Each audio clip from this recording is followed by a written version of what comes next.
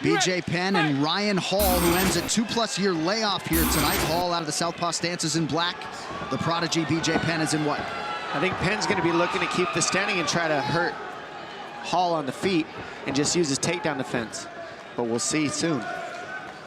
What we saw in the Gray Maynard fight is that Hall will throw a tremendous amount of kicks and utilize almost a karate-type strategy to try to get the fight to the ground. Throwing those kicks a lot of times leads to scrambles, leads to him being on his back where he is very, very comfortable and probably at his most dangerous. Ryan Hall said he would have loved to have been more active. He accepted fights against Dennis Bermudez and Ricardo Lamas, but perhaps those fights were turned down by the other side.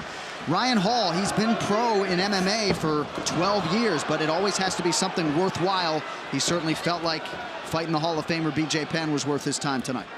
I like that BJ Penn moved his camp to Nova União for this fight. Went down to Brazil, no distractions, wasn't in Hawaii with his friends, really made an excellent camp down there, and looks good physically.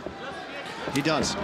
And I love that too, because I got to train with BJ out at his camp one time, and they just put on gloves and scrap every day, and that's about it. You show up at 4 o'clock and you fight in a dojo, and then you go home. And that's about all he was doing then. And now I know with Nova União, he's filling in the gaps, because Andre Pederneiras does not mess around with his team, and he's got a lot of support in that team. So let's see how it crosses over, because I think they are going to end up in the ground eventually here, because Ryan Hall can't just fight the whole fight from his back here and expect to win. He's going to have to attack. Well, right away, what I'm seeing is a better version of BJ Penn than we've saw in those last few fights. He looks more focused. I mean, he's in a dangerous little game here with Ryan Hall, because this is Ryan's world, but he's defending very well. The other thing I love is BJ's always had weird knees and ankles, like crazy trick legs. And what Ryan Hall attacks is the legs, so he's actually doing everything right, attacking the grips of Ryan Hall so he can't roll to those leg locks.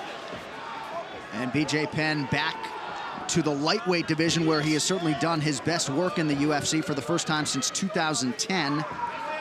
Yeah, that featherweight cut was ridiculous. Brutal. I mean, you're talking about a guy who was the welterweight champ at one point in time. You see him get down to featherweight.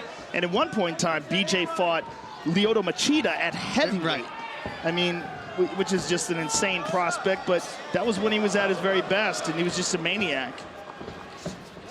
Penn fought twice last year, the first time he had competed more than once in a calendar year since 2011, so an extended layoff in advance of this one, but still keeping a more active schedule than normal. Oh, that's tore it apart. Ryan Hall submits BJ Penn in a blink. Oh, my goodness. That's his signature move, and he's done that in every fight he's had, and he rolls to it, and if you try to pull away from it, it gets tighter. You've got to go into it. Yeah, he tore that knee up. Wow. That knee's hurting right now, guaranteed. That was a nasty heel hook.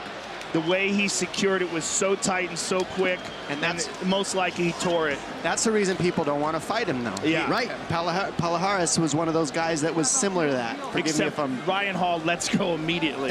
True. When you tap, he lets go. Good point. He's so good. I mean, his leg locks are the best aspect of his game. It's what we were saying earlier, that BJ was playing a dangerous game, and you really saw it there. When Ryan grabs a hold of that leg, man, he does it with perfect technique. Declaring the winner by submission due to a heel hook, Ryan the Wizard Hall.